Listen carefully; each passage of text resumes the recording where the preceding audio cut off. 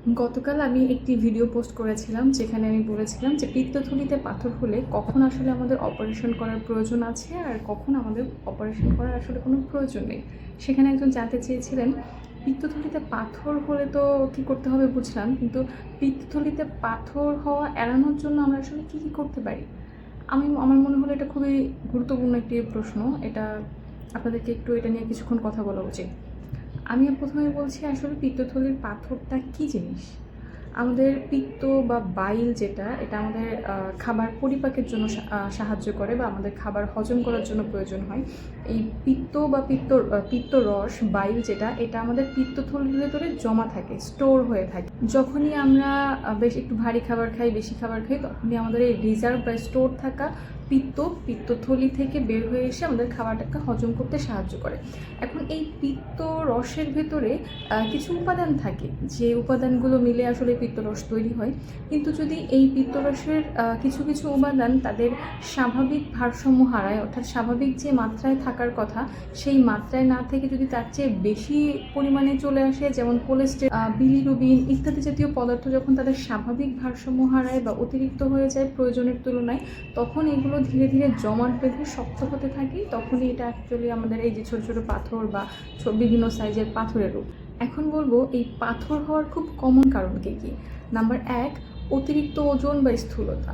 অতিরিক্ত ওজন থাকলে দেখা যায় স্বাভাবিকভাবে তাদের কোলেস্টেরলের পরিমাণও বেড়ে যায়, সেখান থেকে আস্তে আস্তে ধীরে ধীরে পিত্তথলিতে পাথর হওয়ার সম্ভাবনা অনেকটা বেড়ে যায়।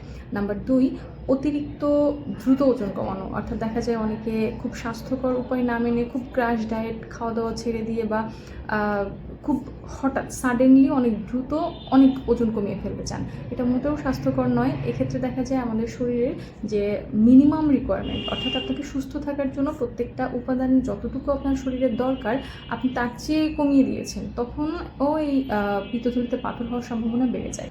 নাম্বার 3, বেশি প্রক্রিয়াজাত খাবার বা তেল চর্বিযুক্ত খাবার, ফাস্ট ফুড, প্রসেসড ফুড, অতিরিক্ত চিনি, এই ধরনের খাবার যদি আপনি দীর্ঘদিন খেতে থাকেন, দীর্ঘদিন খাবারের অভ্যাস থাকলে আপনার পিত্তথলিতে পাথর হওয়ার ঝুঁকি অনেকটা বেড়ে যায়। নাম্বার 4, যদি আপনার ডায়াবেটিস এবং ট্রাইগ্লিসারাইড অনেক বেশি থাকে। ডায়াবেটিস এবং ট্রাইগ্লিসারাইড যদি আপনার শরীরে বা রক্তে কন্ট্রোল না থাকে, সেক্ষেত্রেও পিত্তথলিতে পাথর হওয়ার ঝুঁকি বেড়ে যেতে পারে। নাম্বার 5, সেটা হলো পারিবারিক ইতিহাস, বয়স, লিঙ্গ, এগুলো কিছুটা ম্যাটার করে। যেমন দেখা যায় পুরুষের তুলনায় নারীদের পিত্তথলিতে পাথর হওয়ার সম্ভাবনা তুলনামূলকভাবে কিছুটা বেশি। আবার যদি তাদের 40-এর বেশি বয়স হয়, সেক্ষেত্রেও সম্ভাবনা একটু বেড়ে যায়।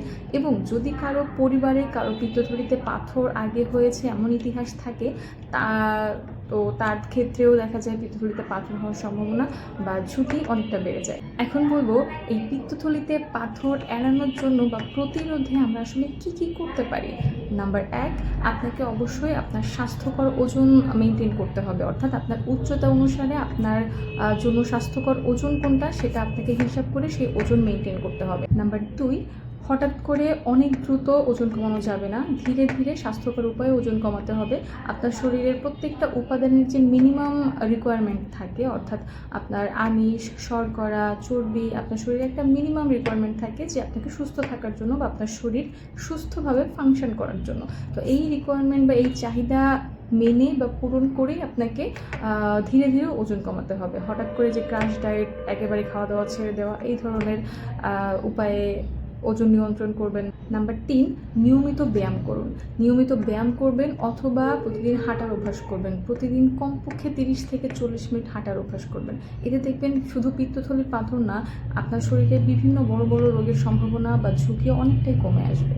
নাম্বার 4, চেষ্টা করবেন আপনার রক্তের ডায়াবেটিস এবং কোলেস্টেরলের মাত্রা সবসময় নিয়ন্ত্রণে রাখতে। আপনার জীবনযাত্রার খাদ্যাভ্যাস নিয়ন্ত্রণ করলেই দেখা যায় আমাদের ডায়াবেটিস এবং রক্তে কোলেস্টেরলের মাত্রা অনেকটাই নিয়ন্ত্রণে চলে আসে। আরেকটা ইম্পর্টেন্ট কথা, সেটা হলো কি আপনি দীর্ঘ সময় না খেয়ে থাকবেন না। চেষ্টা করবেন অন্তত কিছুক্ষণ পর পর অল্প কিছু হলেও খেতে। দীর্ঘ সময়ে যদি আপনি না খেয়ে থাকেন এবং এই অভ্যাসটা যদি অনেক দিন ধরে আপনার চলতে থাকে, সেক্ষেত্রেও দেখা যায় পিত্তথলির পাথর হওয়ার ঝুঁকি অনেকটা বেড়ে যায়। তাই চেষ্টা করবেন দীর্ঘ সময় খালি পেটে না থাকার জন্য। আর একটা জিনিস মনে রাখবেন, সেটা হলো গিয়ে এই পিত্তথলিতে পাথর এটা আসলে সম্পূর্ণ প্রতিরোধযোগ্য না। কখন কার কীভাবে হয়ে যাবে এটা আসলে বলার আগে থেকে উপায় নেই। তবে যদি আপনি স্বাস্থ্যকর জীবনযাপন করেন, তাহলে এটার ঝুঁকি অনেকটাই কমিয়ে আনা সম্ভব। ভালো থাকবেন এবং আমার ভিডিওগুলো যদি আপনাদের কাছে ইনফরমেটিভ মনে হয়, উপকারী মনে হয়, তাহলে আমার ইউটিউব চ্যানেলটি সাবস্ক্রাইব করতে পারেন, ফেসবুকে ফলো দিয়ে রাখতে পারেন এবং অবশ্যই আপনার পরিচিতজনদের মধ্যেও সচেতনতা তৈরি করতে আমার ভিডিওটি শেয়ার করতে ভুলবেন না। ধন্যবাদ।